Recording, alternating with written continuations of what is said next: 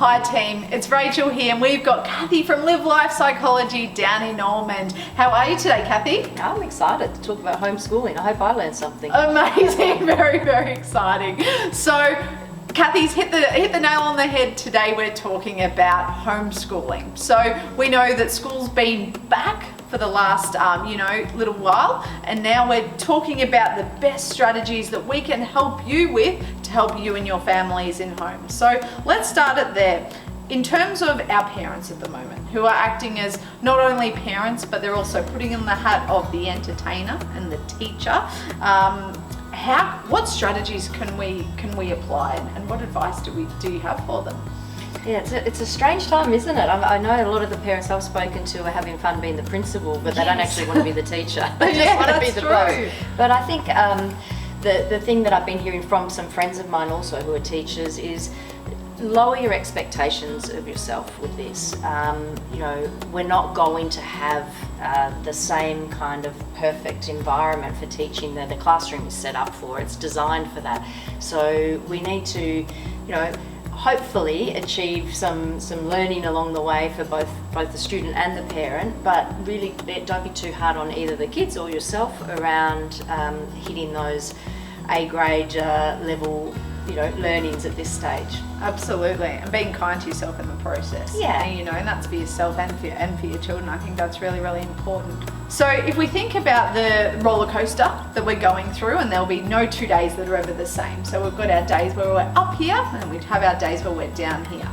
On those days where we say, what else can we do, and I don't know how to cope with this, in terms of controlling our mindset, what advice do you have for those watching that might help them? So I think parents need to see that the teachers also have ups and downs, so it's okay that you're having that. But your children are a great resource. They've been going to school, more recently than what we have, so they can have some good ideas. So if you get stuck, or if you're feeling like you've hit a roadblock, sit down with your child or children and say, all right, this task is seeming a bit difficult, or it's been a bit boring for you or whatever.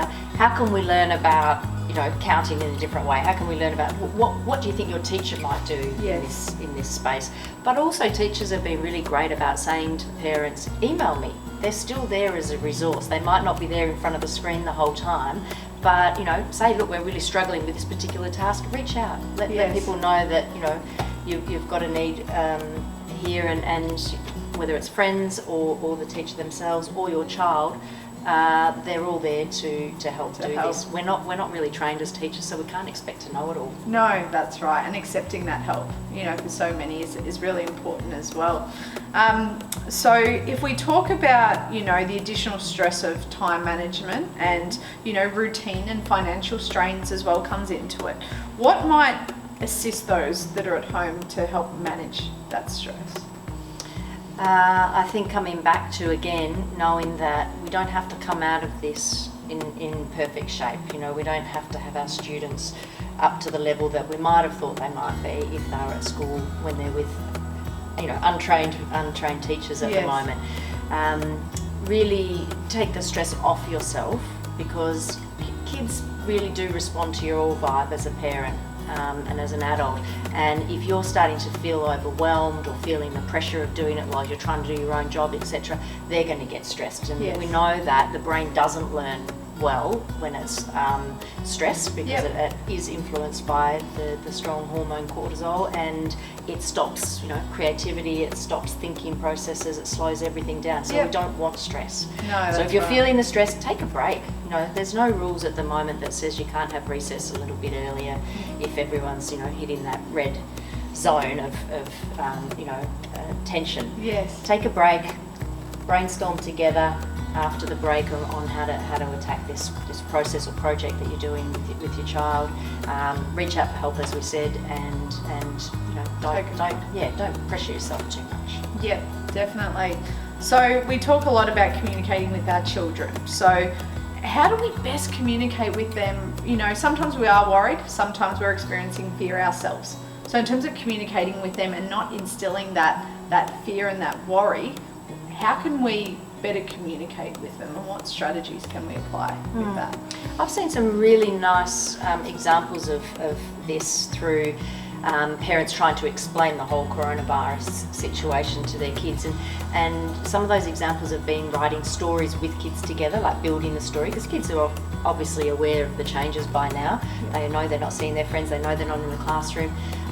So I find, even when I'm working with kids in therapy, is starting little stories with them, like once upon a time, blah, blah, blah, depending on the age group, obviously, but letting them fill in the gaps, so we get to hear what thoughts kids are having and whether those thoughts are fear-based or whether they're creative thoughts, or whether they're informed thoughts. You know, we, rather than just asking how are you feeling or what's going on in your mind or what are you worried about, it's nice to do it creatively through play or through story with kids, because then you start to get a vibe from them about, you know, how they are actually coping without them feeling put on the spot. Absolutely. Or interrogated by it. That's right, and it's that thinking differently about, you know, and creatively, and that's, you know, and it, like you said, it depends on the age group, but communicating in a way that they hear. Yeah. And you can learn so much from your children, you know, where they're picking up little things from something that they've seen on a Gel Anywhere class, for example. You know, there's so many things right now that they, you know, take on board that we're unaware of and that we might not know. So thank you for the chat today, Kathy. It's been great having you here for today's session. Team, if you have any questions, please let us know. You can email them through to info@geleisure.com.au, and we can't wait to hear what you think, and more importantly, see you soon. Bye.